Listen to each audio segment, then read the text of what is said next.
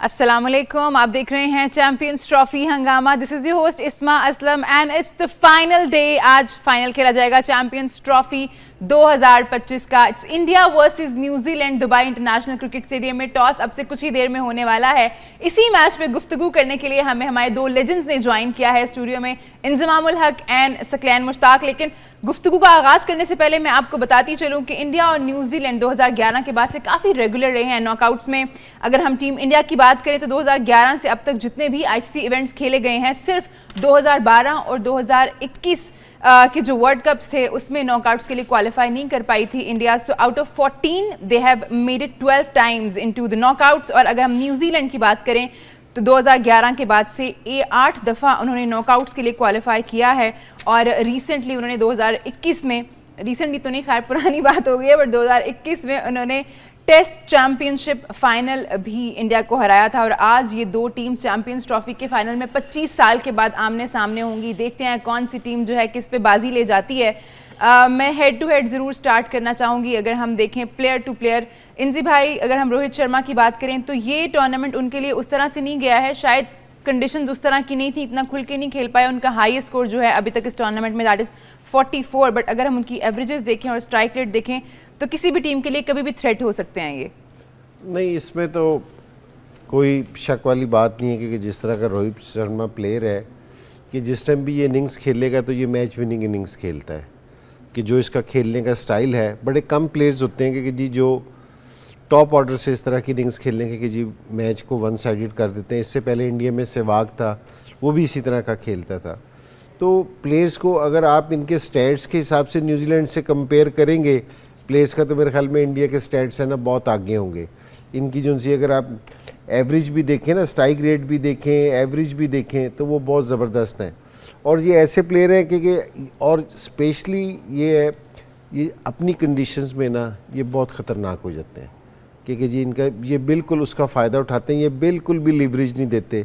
अभी इस टूर्नामेंट में भी देख लेंगे कि जी ठीक है, हम ये तो कहते रहेंगे कि जी इनको फेवर है और वो है भी सही, कोई इसमें ऐसी बात नहीं है, लेकिन इन्होंने उस कंडीशंस का अपना फ़ायदा कितना अच्छा उठाया है। शायद कोई दूसरी टीम है ना उतना फ़ायदा ना उठाती जितना इन्होंने उस चीज़ का फ़ायदा उठाया क्योंकि जी अपनी इन्होंने प्लानिंग पूरी की क्योंकि जी यहाँ स्पिनिंग ट्रैक है, उनके स्पिनर्स ने पूरा फ़ायदा उठाया, बैट्समैनों ने कि किस तरह रन्स करने हैं। अब ये ना फ़ायदा उठाने से मुराद ये नहीं कि जी छक्के वगैरह मारे हैं। रोहित शर्मा ने आके जिस तरह इनिंग्स खेलता कि अपने इसने हिटिंग की, नीचे से विराट कोहली वगैरह ने सिंगल से मैच जीता। दूसरी टीम में जो आउट हो रही है ना वो यहाँ भी बड़ी हिटें मारने जाने हैं कि जिस तरह वो लाहौर में खेल रहे हैं, कराची में खेल रहे हैं, इस तरह की बैटिंग की है उन्होंने दोनों मैचों में, पाकिस्तान के खिलाफ भी और ये अपने बांग्लादेश और न्यूजीलैंड वाला मैच, ये साउथ अफ्रीका, इन्होंने अपने ना सिंगल किए हैं क्योंकि जी उन्होंने कहा कि यहाँ बड़ी हिट नहीं लगेगी। तो कंडीशंस को बेहतरीन तरीके से यूटिलाइज़ किया है। तो मेरे ख्याल में और रोहित शर्मा का ये एक स्टैट्स भी हैं और मेरे ख्याल में ये इंडिया का, मैं शायद पढ़ रहा था कि जी पहला कप्तान है कि जो आईसीसी के चारों टूर्नामेंट्स के फाइनल में पहुंच गए। T20 का जीत गए थे, एशिया कप का भी ये जीत गए थे और ओडीआई का ये फाइनल हारे थे वरना, और आज फिर इनका देखते हैं कि जी क्या होता है। वरना ये मेरे ख्याल में उनका बेस्ट कप्तान हो जाता जो आईसीसी के चारों टूर्नामेंट जीत जाता। सकी भाई, अगर हम दोनों टीम्स की बात करें तो बैलेंस्ड साइड दोनों, अगर हम इनकी बैटिंग देखें तो इंडिया की बैटिंग जो है वो नंबर 8 तक जाती है। फिर अगर हम न्यूजीलैंड की देखें तो उनके भी 7वें नंबर तक बैटिंग है। और ऐसा नहीं है कि जो ऑलराउंडर हैं वो दोनों काम सही नहीं कर सकते, वो बॉलिंग भी बेहतरीन करते हैं और बैटिंग भी बेहतरीन करते हैं। तो दोनों बैलेंस टीम्स और वेल डिजर्विंग टीम्स जो हैं वो फाइनल में पहुंची हैं, इसमें कोई शक नहीं है। दो बेस्ट टीमें आ गई हैं ऊपर और दोनों ने प्रूफ दिया है दुनिया को कि वी आर द बेस्ट और हमारी प्रेपरेशन सबसे बेस्ट है, हमारे कम्बिनेशन सबसे बेस्ट है, हमारी एग्जीक्यूशन सबसे बेस्ट है और जिसकी वजह से आज दोनों टीमें एक दूसरे के मद्दे मुकाबिल हैं। बट एक ज़ाहिर है जो स्टैट्स और सारी चीज़ें जो हमारे सामने आ रही हैं वो तो है ही है, बट आज जो मैच है वो 2.25 बिलियन का मैच होगा 9 मिलियन के साथ। तो इधर आप ये देख लेंगे 2.25 बिलियन जो बोर्ड है BCCI है और 9 मिलियन जो है वो न्यूजीलैंड का है। तो न्यूजीलैंड का प्रोडक्ट जो है वो 9 मिलियन समझ लें कि उसके ऊपर लगा हुआ है और इधर 2.25 बिलियन लगा हुआ है। तो बाकी चीज़ें उन्होंने 9 मिलियन लगा के बैलेंस करके इनके साथ आ गए हैं और वो 2.25 बिलियन का लग के जो है ना इनके साथ मुकाबला खेलेंगे आज। सकी भाई, अगर हम प्लेयर टू प्लेयर बात करें, अब रोहित शर्मा और विल यंग के अगर हम कंपैरिजन करें तो बनता ही नहीं है, because Rohit Sharma is like the greatest. अगर अब हम उनके नंबर्स देखें, 2007 से जो है वो टीम का हिस्सा हैं, और will young comparatively very young cricketer. 2021 में उनका आगाज़ हुआ था, 2025 और अब तक उन्होंने 44 मैचेस खेले हैं। उनका स्ट्राइक रेट देखें तो 87 है, but he is doing great. जी बिल्कुल, इसमें कोई शक नहीं है जी। इसीलिए तो देखें दुनिया को डोमिनेट कर रही हैं दोनों टीमें और इनके प्लेयर्स। और आज के दिन मेरा ख्याल है सारा इन दोनों के प्लेयरों की बातें होती रहेंगी, दोनों टीमों की बातें होती रहेंगी। They earn it and they deserve it. मैं ये समझता हूँ, अभी रोहित शर्मा की भी आप जो बात कर रहे थे, उसके रन्स उतने नहीं हैं मगर उसकी प्रेजेंस है, उसकी एक असर है और उसकी लीडरशिप क्वालिटीज़ है। दो चीज़ें होती हैं, एक तरफ होता है रन्स, एक तरफ होता है आपकी इंटेंट और आपका जो रोल है उसको कैसे आप अदा कर रहे होते हैं एज ए प्लेयर भी। अगर आपकी इंटेंट है और रन्स नहीं हो रहे हैं तो वो इंटेंट ट्रिकल डाउन करती है सबके अंदर कि यार हमारा लीडर जो है उसने कहा कि मैं ऐसे जाऊंगा, ये मेरा रोल है और ये मेरा प्लान है, उसको एग्जीक्यूट करता है। रन्स नहीं होते मगर वो इंटेंट ट्रांसफ़र हो जाती है, वो उसने जिस तरीके से एग्जीक्यूट किया होता है वो अंदाज ट्रांसफ़र होता है और फिर सारे उसको एम्ब्रेस करते हैं और वो उस तरह अपना एग्जीक्यूट करना शुरू हो जाते हैं। तो आई थिंक उसने जो स्टार्टिंग से जो बता रहा है दुनिया को, इस मरतबा इतने रन्स तो नहीं हुए बट उसने अपना इंटेंट बता दिया, अपना रोल बता दिया, अपना प्लान बता दिया कि मैं ऐसे जाऊंगा और मैं अपनी टीम को इस तरह सपोर्ट करूंगा। और इनसे भाई ने जो कहा कि नीचे विराट कोहली है, वो क्लासिकल क्रिकेट खेलता है, इंटेलिजेंट क्रिकेट, मनूवरिंग करके, भाग दौड़, मेहनत करके। इस वाले टूर्नामेंट में उन्होंने बहुत मेहनत की है। बाउंड्रीज उनकी बहुत ही कम थी बट उनके अगर हम स्ट्राइक रोटेट जिस तरह से वो कर रहे थे वो बहुत ही बेहतरीन था और काफ़ी एग्जाम्पलरी भी था बाकी क्रिकेटर्स के लिए। अगर हम बात करें तो इंजी भाई, शुभमन गिल और रचिन के बारे में मैं ज़रूर बात करना चाहूँगी। इन दोनों का तो हम मुझे लगता है बहुत ही फेयरली कंपैरिजन कर सकते हैं। शुभमन गिल ने सेंचुरी भी की है इस टूर्नामेंट में और अगर हम उनका स्ट्राइक रेट देखें दैट इज़ 100 और अगर हम रचिन का देखें तो दैट्स 108। नहीं, ये रचिन है ना, मैं इसकी बात करूँगा और स्पेशली यहाँ जिस तरह ये खेल रहा है आके इन पिचेस पे, इन कंडीशंस पे, तो ये बहुत बड़ी बात है। मैं अगर फेयर ओपिनियन निकालूँ ना कि अगर ये स्पिनिंग ट्रैक ना हो और ये सब कॉन्टिनेंट से बाहर मैच हो तो न्यूजीलैंड फेवरेट टीम है।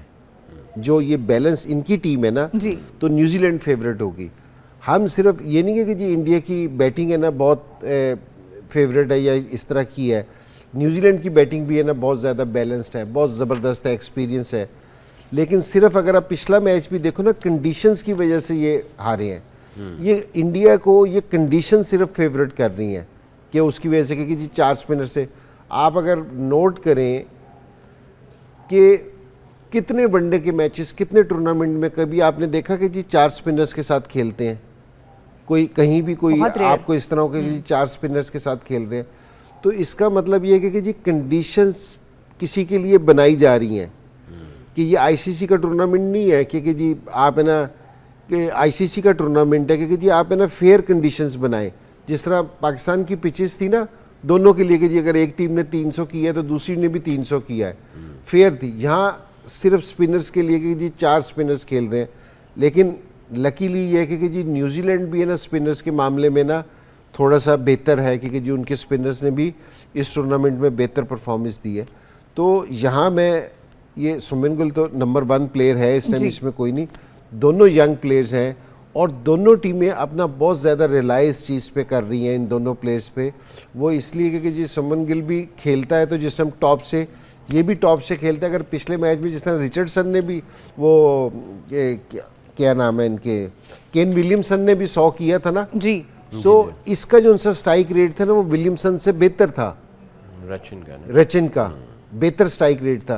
तो ये ऐसा प्लेयर है कि जी ये अगर खड़ा हो जाएगा तो ये डेंजरस है इंडिया के लिए भी। ये दोनों प्लेयर्स अगर खड़े हो जाएंगे तो मेरे ख्याल में लोगों को देखने का बहुत मजा आएगा। बहुत नेक टू नेक मैच है इन दोनों का, बहुत ज्यादा। Now the comparison of the greats of the current game, Virat Kohli and Kane Williamson, काफ़ी एक्सपीरियंस बैटर्स अपनी अपनी टीम के लिए। और अगर हम विराट कोहली की मैचेस देखें, मैचेस तो खैर उनके बहुत ज़्यादा हैं, 301, और अगर हम केन की बात करें तो 172 स्ट्राइक रेट और एवरेजेस। सकी भाई, इन दोनों के बारे में क्या ही कह सकते हैं, दोनों ग्रेट अभी करंट जो एरा चल रहा है क्रिकेट का उसका। देखें दोनों मास्टर हैं जी। जिस तरह के इनके स्टैट्स बता रहे हैं, खैर विराट कोहली का तो स्टैट्स तो बहुत ही आउटस्टैंडिंग किस्म का है in terms of average strike rate, 100, 50, number of games, सारी चीज़ें में डिफरेंट बता रही हैं। बट आई थिंक ये दोनों जो है लगता है बैकबोन है। अगर स्टैट्स को खाली देखें और इनके हम क्रिकेटिंग दूसरी चीज़ों को छोड़ दें तो लगता है ऐसे कि बैकबोन है ये, और ये पूरी गेम को एंड तक लेके जाते हैं, बनाते हैं और फिनिश करते हैं। दोनों का रोल जो नज़र आता है स्टैट्स के एतबार से, इसमें कोई शक नहीं। और विराट कोहली जो है वो जब भी ऊपर नॉकआउट के आता है तो वहाँ पे उसका एक डिफरेंट, उसके अंदर से एक इंसान जाग जाता है, वो डिफरेंट अंदाज से वो लड़ रहा होता है, और उसकी बॉडी लैंग्वेज या उसकी आंखों में जो स्पार्क है और जो उसका जो एटीट्यूड है वो सारे खिलाड़ियों से आउटस्टैंडिंग हो जाता है, वो डिफरेंट हो जाता है। और केन विलियमसन, क्योंकि मैं थोड़ा सा इसके साथ ड्रेसिंग रूम में रहा हूँ, वो इसको ये ट्रेजर समझते हैं ऑफ पेशेंस, ये ट्रेजर समझते हैं of deeper knowledge of the game. वो ख़जाना है ये, वो ये समझते हैं कि ये कामिंग इन्फ्लुएंस लेके आता है ड्रेसिंग रूम में, बहुत काम, और इसके अंदर क्रिकेटिंग नॉलेज बहुत ज़्यादा है। तो आई थिंक सारे के सारे जो है ना वो इसके साथ चिपकते हैं, एनर्जी लेते हैं इससे कामनेस लेते हैं इससे, क्रिकेटिंग नॉलेज लेते हैं इससे, क्योंकि ड्रेसिंग रूम में रहा हूँ मैं, तो इस वजह से मैं बता रहा हूँ। तो आई थिंक इन दोनों का आज का रोल बहुत इंपॉर्टेंट होगा।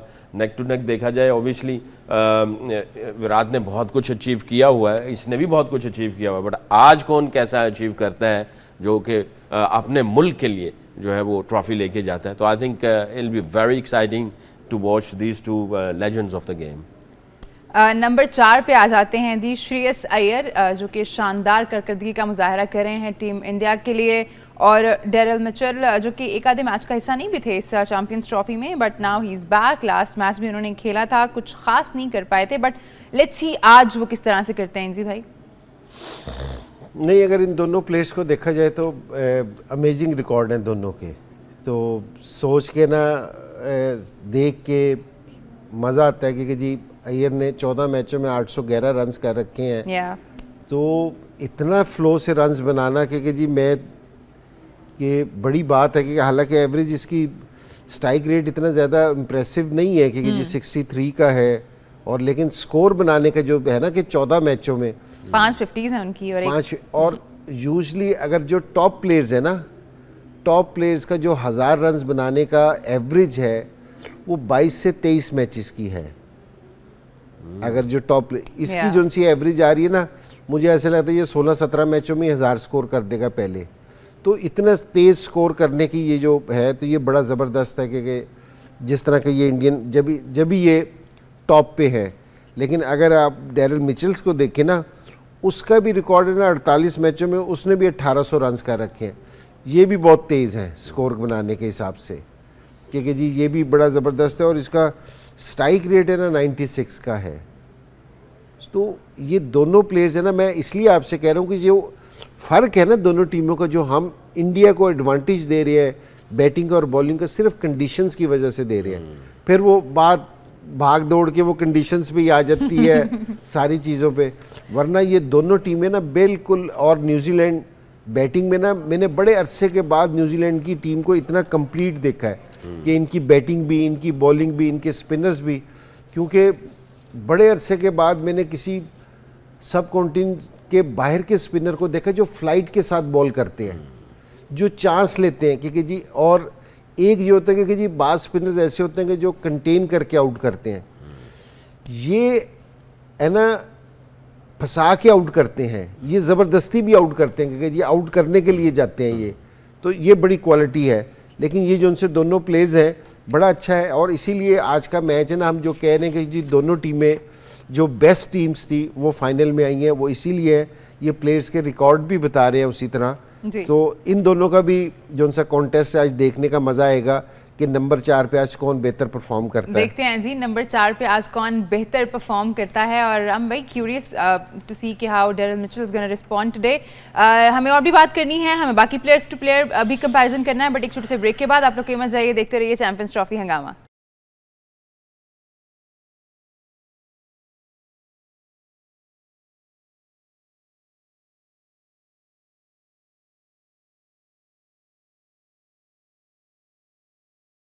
Welcome back. आप देख रहे हैं चैंपियंस ट्रॉफी हंगामा। फाइनल आज होने जा रहा है, कुछ ही देर में टॉस हो जाएगा। It's India versus New Zealand at Dubai international cricket stadium. Break पे जाने से पहले हम हेड टू हेड कंपैरिजन कर रहे थे प्लेयर्स का, लेकिन अब मैं चाहूंगी कि हम थोड़ा कंडीशंस पे बात कर लें, टॉस पे बात कर लें। इंजी भाई, क्या लगता है अगर टॉस जीतते हैं रोहित शर्मा, जो कि वेरी अनलाइकली है क्योंकि टॉस वो बहुत ही रेयर जीतते हैं, अगर वो जीत जाते हैं तो उनको क्या करना चाहिए? नहीं, मेरे ख्याल में तो दोनों टीमें बैटिंग करके एक रीजनेबल स्कोर है ना बोर्ड पे लगाने की कोशिश करेंगे, कि जी प्रेशर वाला मैच है, बाद में ना स्कोर करना इतना आसान नहीं होगा। और दूसरी चीज़ ये है कि कंडीशंस है ना बहुत मैटर करती हैं। अगर कंडीशंस का हमें पता हो ना कि जी पिच, बास टाइम ये होता है कि जी जो पिच तैयार हुई हो ना कि जिस पे काफ़ी दिन से मैच ना, तो थोड़ा सा मॉइस्चर होता है उस पर, वो अर्ली ऑन है ना फास्ट बॉलिंग को भी हेल्प देती है। तो ये चीज़ देखनी पड़ेगी। लेकिन मोस्टली यही हुआ है कि जिस टाइम ज़्यादा प्रेशर वाला मैच हो ना, तो टीमें क्या करती हैं कि जी पहले बैटिंग को प्रेफर करती हैं कि जी, और दूसरी की, क्योंकि देना दोनों टीमें ना को कोई बहुत ज़्यादा फ़र्क नहीं है, बैटिंग भी बैलेंस है, दोनों का जो सा बॉलिंग कम्बिनेशन है ना वो भी तकरीबन आलमोस्ट सेम है, कि वो भी 4 स्पिनर्स के साथ तैयार है पूरी तरह, और उन्होंने लास्ट टाइम बॉलिंग भी की है और ये भी 4 स्पिनर्स पे करते हैं। तो यूजली तो ये होता है कि जिस टाइम आपके पास स्पिनर्स हैं तो आप है ना बाद में बॉलिंग को प्रेफर करते हो कि विकेट थोड़ी सी रफ हो जाए, थोड़ी सी ज़रा खुरदरी सी हो, ताकि ना बॉल थोड़ी सी ग्रिप करनी शुरू हो जाए। अगर ये जिस तरह शक्लैन ज़्यादा बेहतर बताएगा, एज ए बैट्समैन बता रहा हूँ कि टॉस आ गया एनसी भाई जी। News from the centre, New Zealand has won the toss और मिचेल सेंटनर ने कहा है कि वो पहले बैटिंग करेंगे। टीम में एक चेंज है, मैट हेनरी, जैसे कि हम कल प्रोग्राम में भी बात कर रहे थे कि उनका इंजरी के मसाइल चल रहे हैं, शायद वो फाइनल का हिस्सा ना हो, और ऐसा ही हुआ है। नेथन स्मिथ उनकी जगह टीम का हिस्सा होंगे आज। और रोहित शर्मा आज फिर मैच टॉस हार गए हैं और 15 टॉसेज मुसलसल हारे हैं। सकी भाई रोहित शर्मा का कहना था कि वी डोंट माइंड कि हम सेकंड बैट कर रहे हैं, इट्स ऑल राइट, हम यहाँ पे काफी रहे हैं और हमने क्रिकेट भी खेली है, तो ठीक चल रहा है। अच्छा, मुझे कहा जा रहा है कि मैं एक ब्रेक ले लूं, मैं अपनी ही धुन में लगी हुई हूँ, एक ब्रेक ले लेते हैं, उसके बाद वापस आते हैं ब्रेक से। तो हम टॉस पे, कंडीशंस पे और बाकी जो प्लेयर्स हमारे रह गए थे उन पे बात करेंगे, लेकिन एक छोटे से ब्रेक के बाद आप लोग की मत चाहिए, देखते रहिए चैंपियंस ट्रॉफी हंगामा।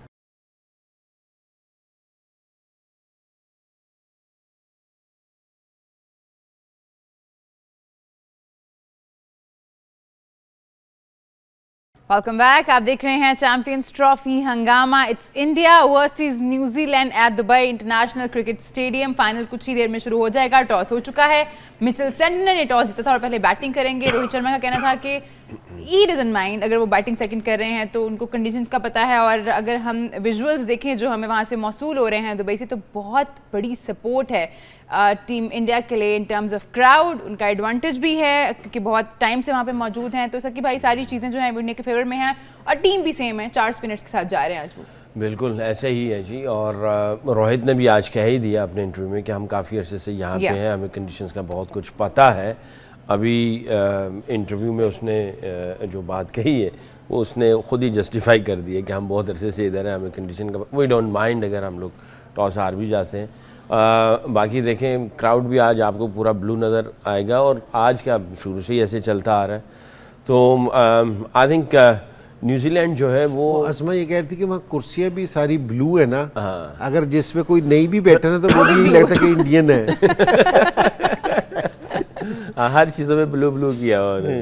तो दूसरा ये है कि न्यूजीलैंड ने जो है, और अगर ये एक और चीज़ ब्लू से याद आई, अगर आप आईसीसी में जितने कमेंटेटर्स हैं, अगर आप उनके जैकेट्स देखें वो भी सारे ब्लू हैं जी, जितने सारे। आज मैं भी ब्लू हूँ, वी ऑल आर ब्लू। ठीक है ना।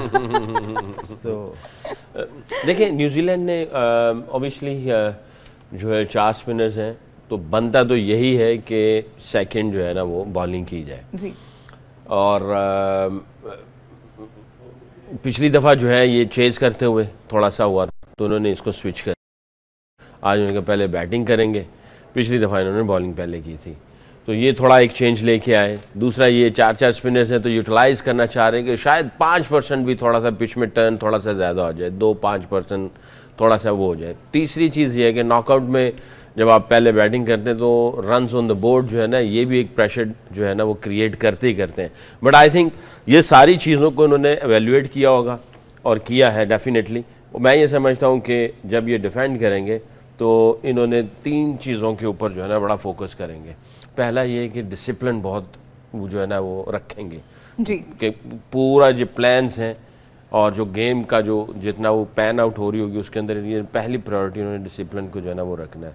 दूसरी चीज़ जो है कि वो उनकी फील्डिंग जो है ना उन्होंने फील्डिंग से मात देनी है। अगर आप वैसे भी देखेंगे इनकी तो इनकी फील्डिंग के जैसे आपने स्टैट्स दिखाए हैं बैटिंग के मैन टू मैन और आईसीसी नॉकआउट में कितनी दफ़ा आए, और अगर आप फील्डिंग के स्टैट्स निकालेंगे तो दे आर टॉप टू में आते हैं ये कैच पकड़ने में। जैसे ग्लेन फिलिप है वो एक एनर्जी लेके आता है। जब आपके ऐसे फील्डर्स हो जो टीम जो डिफेंड करने वाले हो तो वो वैसे ही सारे फील्डर्स की जो है ना वो एक ऐसी वाइब्स क्रिएट कर देता है, एनर्जी पास ऑन करता है। तो पहला डिसिप्लिन, दूसरा जो है इनका वो होगा फील्डिंग, तीसरा ये स्पिन के ऊपर जो है ना ये रिलाई करेंगे बहुत ज़्यादा। मैट हेनरी नहीं है उनकी जगह पे, जो भी जिसको लेके आए हैं आई थिंक वो उसकी कमी तो पूरी नहीं करेगा, बट अगेन इनके जो प्लान्स होते हैं वो इनकी डिमांड यही होती है कि आपने अपने प्लान को जो है ना अच्छे तरीके से एग्जीक्यूट करना है। नो प्रेशर, विन और लूज का। हम डिस्कस कर रहे थे प्लेयर टू प्लेयर। मैं चाहूंगी बाकी जो प्लेयर्स कुछ रह गए थे उन पे भी हम जरूर एक नज़र दौड़ा लें। So here we are at number 5, Akshar Patel and Tom Latham. तो अगर यहाँ पे हम एक्सपीरियंस की बात करें सो अक्षर काफ़ी पीछे हैं और टॉम लेथम ने 88 इनिंग्स खेल रखी हैं। स्ट्राइक रेट बट अगर हम यहाँ पे भी देखें तो अक्षर का थोड़ा बेहतर है। इनसे भाई कंपैरेटिवली हम देख रहे हैं कि इंडियन बैटर्स का स्ट्राइक रेट बेहतर है। जी बेहतर है, क्योंकि यहाँ कोई नहीं क्योंकि जी इन्होंने बड़ी ज़बरदस्त क्रिकेट खेल रहे हैं। और अगर मैं ये पिछले सवाल पे एक थोड़ा सा मैं करना चाहता था कि अगर पिछले इंडिया के 4 मैचेस यहाँ देखे जाए ना, पहला मैच इन्होंने बांग्लादेश से खेला था जो ये 228 229 चेज कर रहे थे। तो बांग्लादेश के पास है ना स्पिनर्स थे 2, तो इनको मुश्किल डाल दी थी इनके बैट्समैनों को। उसके बाद ये सेकंड मैच खेले पाकिस्तान से, पाकिस्तान के पास एक स्पिनर था, ये आराम से चेज कर गए थे, ठीक है। तीसरा मैच ये खेले न्यूजीलैंड से, न्यूजीलैंड के पास स्पिनर थे, 3 स्पिनर्स थे, तो इन्होंने मुश्किल डाल दी थी, उन्होंने इनको कंटेन कर लिया था, लेकिन खुद है ना स्पिनर्स को खेल नहीं सके थे। चौथा मैच इन्होंने साउथ अफ्रीका से खेला, जहां इन्होंने स्कोर चेज किया, उनके पास भी एक स्पिनर था महाराज, सिर्फ एक स्पिनर था, तो ये स्कोर आराम से चेज कर गए। आज इनके पास भी थोड़ी सी मुझे इनके कैंप में ना टॉस हारने के बाद है ना थोड़ी सी रोहित शर्मा के चेहरे पे मुझे परेशानी दिखी। वो इसलिए कि अगर विकेट में थोड़ी सी भी वेयर एंड टेयर हुई ना तो इनके पास 4 स्पिनर हैं, 2 रेगुलर स्पिनर्स हैं जो बहुत अच्छी बॉलिंग कर रहे हैं, पूरे सोफा टूर्नामेंट में अभी तक बड़ी अच्छी बॉलिंग करते हैं ये। और ये रविंद्रा है, ये भी बड़ी ज़बरदस्त बॉलिंग कर रहा है, इसका स्पिन भी होता है, ठीक है ना। और फ्लिप है जो बैट्समैन है इनका सारा जी। सो ये मुश्किल डाल सकते हैं, इतना इजी नहीं हो सकते। न्यूजीलैंड की भी प्लानिंग बिल्कुल क्लियर है कि जी हम बोर्ड पे इतना स्कोर लगाएं कि ज़रा थोड़े से हमारे बॉलर्स को ज़रा सांस लेने का ना मौका मिलेगा, कि जी ब्रीदिंग स्पेस हो उनके पास।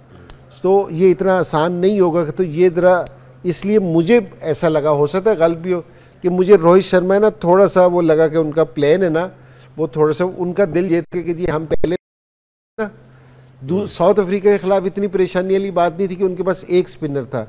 ये भी उसी कम्बिनेशन के साथ खेल रहे हैं जिस कम्बिनेशन के साथ इंडियंस खेल रहे हैं। तो ये ज़रा देखने की चीज़ है, तो ये ज़रा इंडियंस को परेशान कर सकती है ये चीज़। ठीक है सर कि भाई हाउ गुड इज़ अक्षर पटेल। अगर हम उनके बैटिंग के स्टैट्स देखें, अगर हम उनके बॉलिंग के स्टैट्स देखें, 14 मैचेस में उनकी 55 विकेट्स हैं। देखिए उसको वो बहुत रिलाई करते हैं और बहुत ही यूटिलिटी प्लेयर है, और बॉलिंग करने के लिए आता है तो आपको क्रूशियल विकेट लेके दे देता है। आर्म बॉल बहुत अच्छा है, अच्छी जगह पे गेंद फेंकता है, कंसिस्टेंट है, ब्रेनी क्रिकेटर लगता है। यानी बॉलिंग बैटिंग में दोनों में रोहित को मुझे ऐसा लगता है कि बड़ा इसके ऊपर बिलीफ है कि ये गेम चेंजर है और ये गेम चेंज कर देता है, और इसने किया भी है। और जो गालिबन पिछले 2-3 जो मैचेस हुए उसमें बड़े क्रूशल विकेट्स इसने लेके दिए। बैटिंग में भी जो है वो चौके छक्के भी मार लेता है, यानी पावर हिटिंग जिसको हम कहते हैं वो भी कर लेता है। तो आई थिंक बहुत ही रोहित शर्मा का जो है इसके ऊपर बिलीफ है, जिसकी वजह से ये इंडिया की जो इतनी टॉप क्लास टीम है उसके अंदर इसने अपनी जगह बनाई है। तो आज का रोल जो है इसका बड़ा इंपॉर्टेंट होगा। मिडिल ओवर्स में भी ये कैसे एग्जीक्यूट करता है, और कैन विलियमसन जो है वो मिडिल ओवर में आएंगे, डैरल मिचेल मिडिल ओवर में आएंगे। देखते हैं कि आज इनका आंकड़ा कैसा लगता है। बड़ा ही इंटरेस्टिंग मैच होने वाला है आज। मैं ज़रूर यहाँ पे कुलदीप यादव और वरुण चक्रवर्ती के बारे में बात करना चाहूँगी, because last time the both teams place Varun 5 wickets. भाई वरुण उस दिन तो ज़ाहिर है एक कह लें कि वाइल्ड कार्ड थे, पता नहीं था कि टीम का हिस्सा होंगे या नहीं, बट आज तो न्यूजीलैंड स्पेशली तैयारी करके आए होंगे वरुण के लिए। नहीं, मिस्ट्री स्पिनर और यूजली आप लेफ्ट आर्म स्पिनर जिस तरह अक्षर पाटिल तेजा है, तो आप ना यूजली खेलते रहते हो तो आपको बहुत ज़्यादा परेशानी नहीं होती। लेकिन ये जो मिस्ट्री स्पिनर है कि ये डिफरेंट बॉलर है, तो बहुत सारी विकेटें इन दोनों को मिलती है ना, वो भी इनकी वजह से मिलती हैं। कि लोग कहते हैं कि जी उनके ओवर आने उससे ज़रा पहले इनको ज़रा फेंटा लगा लो, उस फेंटे में इनको विकेटें भी मिल जाती हैं। लेकिन उन दोनों से ना, चक्रवर्ती से और दूसरा कौन है ये कुलदीप की वजह से ना थोड़ा सा ज़रा प्रेशर रहता है, क्योंकि जी लोगों को है ना जिन्होंने नहीं खेल रखा ना या ज़्यादा नहीं खेल रखा, उनके लिए बहुत मुश्किल है कि वो मिस्ट्री स्पिनर्स हैं तो तंग करते हैं। तो इनकी 2 स्पिनर्स हैं जो विकेट टेकिंग ऑप्शंस हैं, उसके साथ जैसे हम ये बॉलिंग करने आते हैं लोग इनको लूटने के चक्कर में ना विकेटें दे देते हैं। तो लेकिन ये कि इनका कॉम्बिनेशन बहुत अच्छा है, कैसी कॉम्बिनेशन बहुत अच्छा है दोनों टीम्स का कॉम्बिनेशन। तो नंबर 1 टू नंबर 11 बहुत ही बेहतरीन दोनों साइड्स लग रही हैं, बट आज ग्राउंड में कौन किस तरह से कितना बेहतर परफॉर्म कर पाता है देख के पता चलेगा। तो प्रोग्राम का वक्त खत्म हो गया है, दोनों का मैं बहुत शुक्रिया अदा करना चाहूँगी। आप लोग का भी बहुत शुक्रिया। आपसे मुलाकात होगी हमारी रात 11 बजे। आप लोग मैच एंजॉय कीजिए और देखिए न्यूज़